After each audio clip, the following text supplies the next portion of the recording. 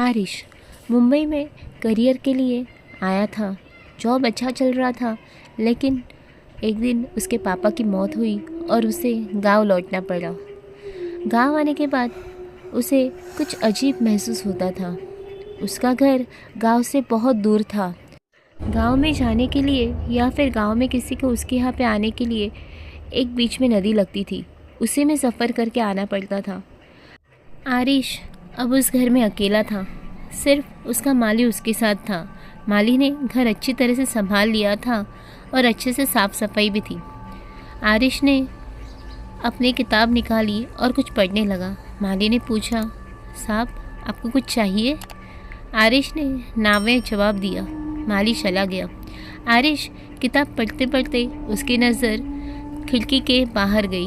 उसने देखा कि नदी के किनारे कोई नाव में बैठा है। उसको लगा शायद उसके घर में कोई आने वाला है, इसके लिए वो दरवाजे की तरफ जाके खड़ा हो गया।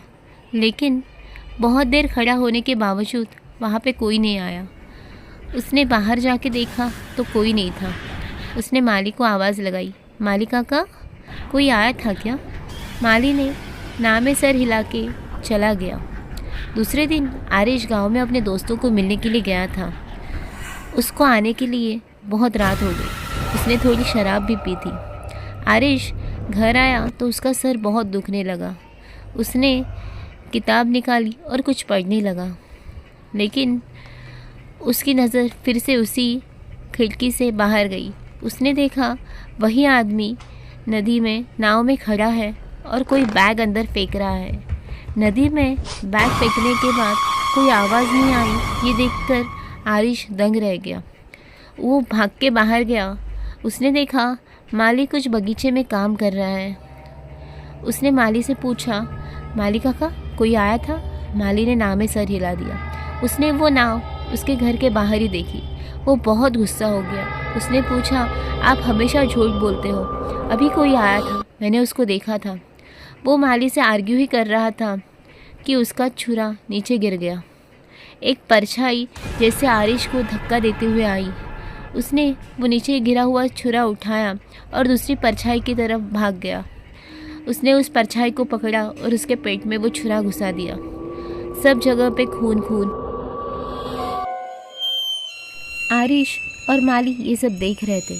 आरिश ने जोर से चिल्लाया, देखा मैंने आपको बोला था ना कोई है, आप मेरी बात ही नहीं सुन रहे थे। आरिश ने गुस्से से माली को धक्का दे दिया। उनके हाथ से छुरा नीचे गिर गया।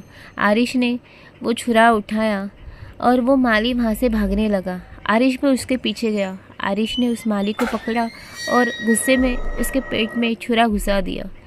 पूरा खून नीचे गिर गया और वो माली जगह पे ही मर गया। आरिश ने कुछ भी नहीं सोचा और उसकी लाश अंदर रूम में ले गया। आरिश ने जो शराब पी थी वो अभी उतर चुकी थी। वो बहुत डर गया था। उसने डर के मारे माली काका की लाश जो वो बैग लेके आया था उसमें डाली और उन्हें खिसका के नाव में ले गया। नाव में बैठ के वो नदी के बीचों बीच जाके खड़ा हो गया। उसकी नज़र उसके घर के विंडो में गई तो देखा उसकी खिड़की की तरफ से कोई उसे देख रहा है। आरिश बहुत डर गया और उसने वो बैग पानी में फेंक दी।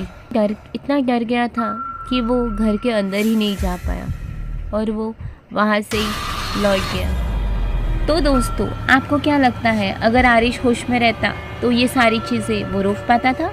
हमें कमेंट करें।